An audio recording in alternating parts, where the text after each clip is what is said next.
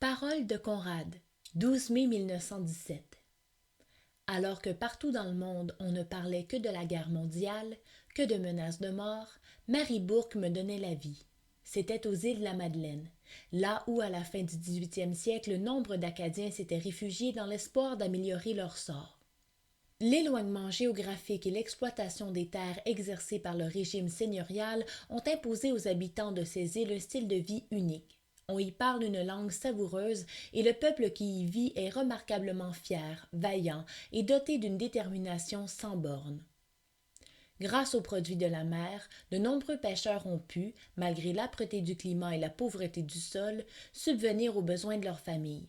Mais il y eut des années plus difficiles que d'autres, et certains Madelinots durent quitter les îles pour aller travailler sur la Grande Terre. Dans ma famille, on devait pratiquer plusieurs métiers pour vivre décemment. Couper le foin pour nourrir la vache et le veau, préparer un mélange de farine et de patates pour le cheval, pêcher le homard, saler le hareng et en faire de la bouette. La vie n'était pas facile et parfois je m'ennuyais, surtout l'hiver. Ma sœur et mes deux frères étaient trop jeunes pour que nous puissions jouer ensemble. Pour passer le temps, je fabriquais une sorte de traîneau qu'on appelait pit. Sur une douelle de tonneau, j'installais un siège fait d'une petite bûche de bois ou d'un bout de planche. C'est tout ce qu'il nous fallait pour dévaler avec un plaisir fou les pentes enneigées.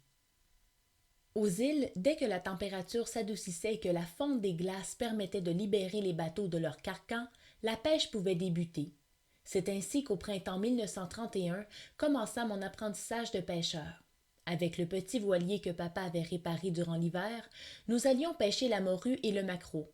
Par la suite, nous avons acheté un bateau à moteur Acadia de 4 forces. Je n'étais vraiment pas préparée à ce dur labeur sur ce vieux voilier muni d'une grande voile, d'une misaine et de 2 petits focs.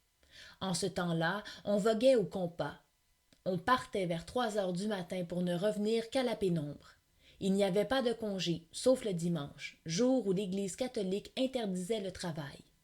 En tout autre temps, seule une mer déchaînée par des vents violents ou un temps orageux pouvait nous obliger à rester à terre.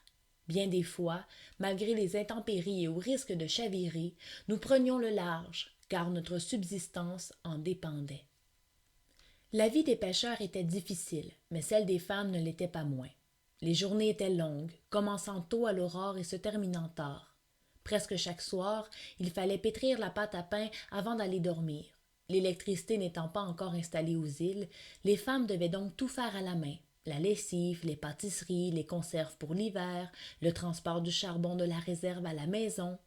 Dès que les enfants étaient en âge de donner un coup de main, ils étaient mis à contribution.